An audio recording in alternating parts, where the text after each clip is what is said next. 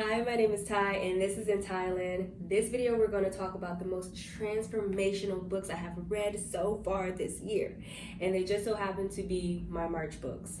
Before we get started, if you have any books that you think will really be great reads, please leave them in the comments so I can add them to my reading list. Let's go ahead and jump into our first book. If you're new here and you're into personal development, wellness, self-care, and lifestyle content, then go ahead and check out my other videos and subscribe to this video if you like. And if you're a returning subscriber, hey girl. The first book I want to talk about is Untamed by Glennon Doyle. I hope I'm pronouncing your last name right, girl. I gave this book 5 butterflies because that's how powerful it was for me. If you never read the book before, essentially it's about her empowerment journey and how she reclaimed her time. She went from being married with children to a man that she didn't want to be with anymore because he was a cheater. But she was staying because that's what society makes women believe. You gotta stick it out, right? That's just the tough part of marriage and being with someone.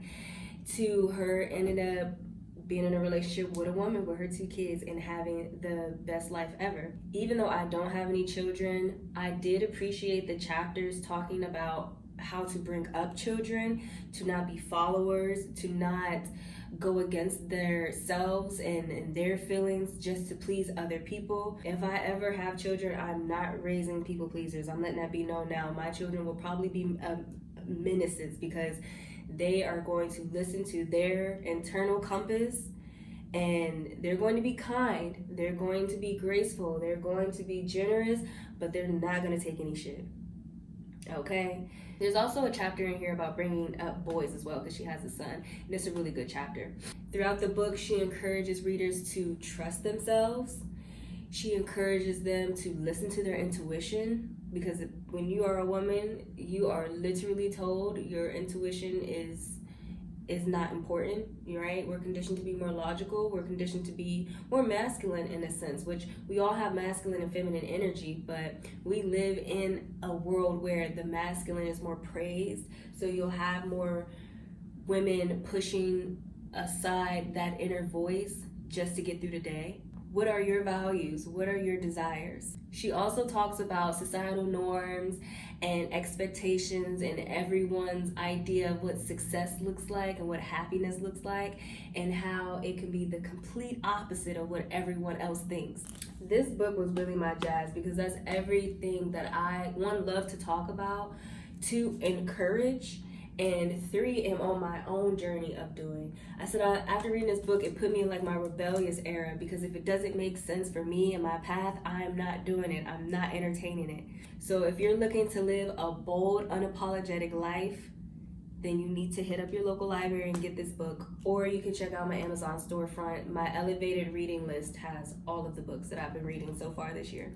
This next book, I don't have it on hand because I did return it to the library, but it's Secrets of Six-Figure Women by Barbara Stanny. If you're just now starting off on your journey and feeling like you deserve more money and wanting to go after what you want financially and just live an abundant life, this book will be really, really good.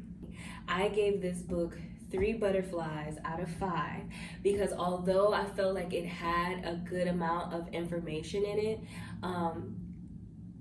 it's more so for beginners on their financial journey. Not saying I'm not a beginner, but a lot of the things that she talked about, I was already familiar with and already working on. It was a nice refresher. It was nice to be able to read something and have that message be at the forefront of your mental every single day. That's why I gave it 3 stars. So she interviews about 150 women. She talks about the habits, the attitudes, the overcomings, and the behaviors of these women to get them where they are now, which are high earning women, okay? One thing that I do remember in this book that I loved was that she talked about how these women, even though they're high earners and they're in these fields and they're, doing the things and showing up for themselves and asking for what they want, they still get nervous. I don't know why, but for the longest, I used to think like, I shouldn't be nervous. Like, if this is what I want to do and this is how I want to do it and this is how I want to show up, I shouldn't be nervous about that. And a lot of these women were like, I'm nervous, but I still do it, because that's temporary. Fear is temporary.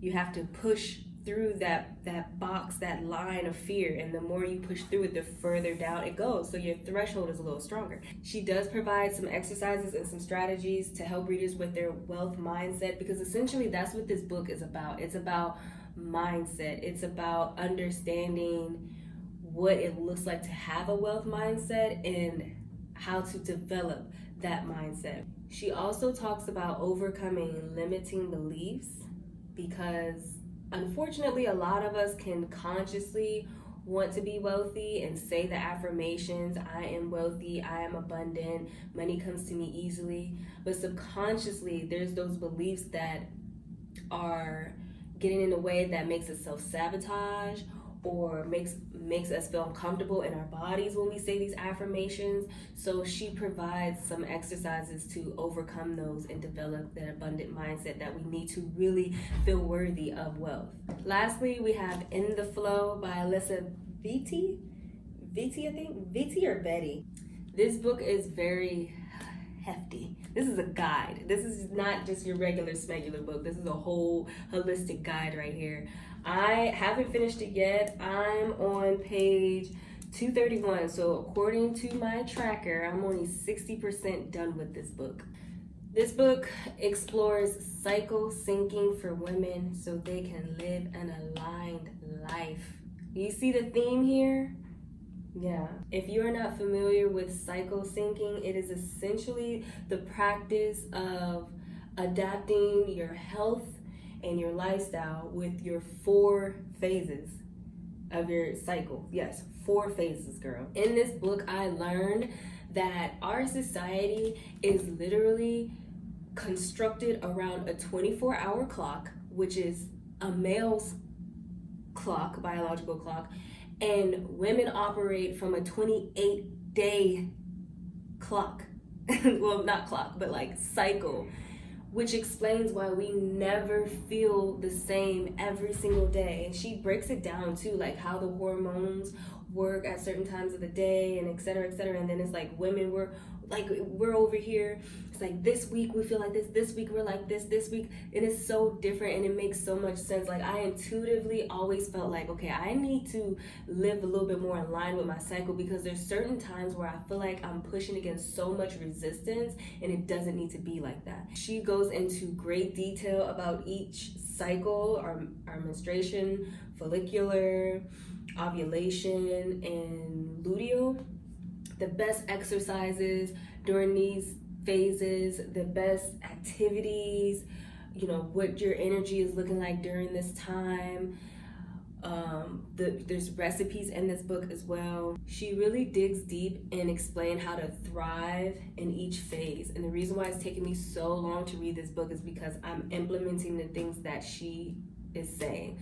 Like I've been tracking my cycle since the end of last month, and just trying to get a better understanding, because if I'm being honest, y'all, I don't want to put my information into these period tracking apps. She has one which I didn't check out. I think you have to pay for it, but I don't want to do that because it's just like the government's doing too much, and I don't want no smoke. So I've just been tracking it the old-fashioned way, taking my temperature every single morning, which has been interesting. She also talks about myths and misconceptions about our cycles and hormones. She talks about PCOS and what she did to treat her PCOS. She talks about endometriosis and how cramping is actually not normal. And as a person who used to have painful periods, and I think I had endometriosis, because I used to just have like the worst pain that I would just like freeze up.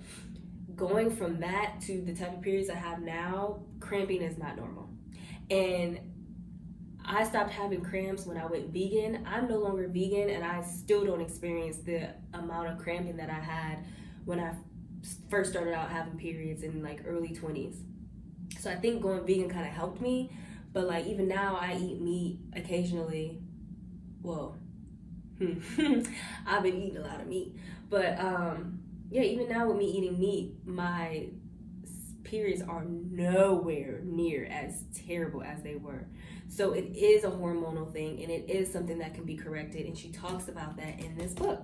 So if you are a woman looking to align your goals in just your life overall, your career, and all of that with your cycle, so you can feel more aligned. And I even think, I will even go as far as to say it is more of a connection as well with divine, because you are really truly living and navigating this world according to your cycle.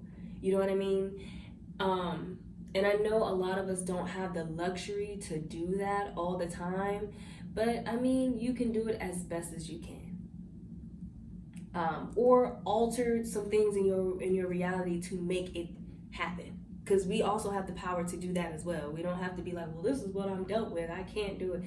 Okay, if you have to find another job, do that if that's what you want to do, right? Anyways, don't get me started on that. So yeah, these were my March reads. I do feel like they're a must read for women, especially if you want to be powerful and authentic and bold and truly you. You should cop these books. Also, go support your local libraries, get a library card, and start using the library before they take away our libraries, y'all. There's so many activities and so many benefits of going to the library. I'm at the library right now, girl, using a study room. It's nice lighting. Got a nice little TV in the back if I want to put something on it. You know what I'm saying? Nice little clean aesthetic to it. Go use your local libraries. And if you like videos like this, feel free to let me know in the comments. Thumbs up this video and subscribe so I can know. And I'll see you in my next video. Bye.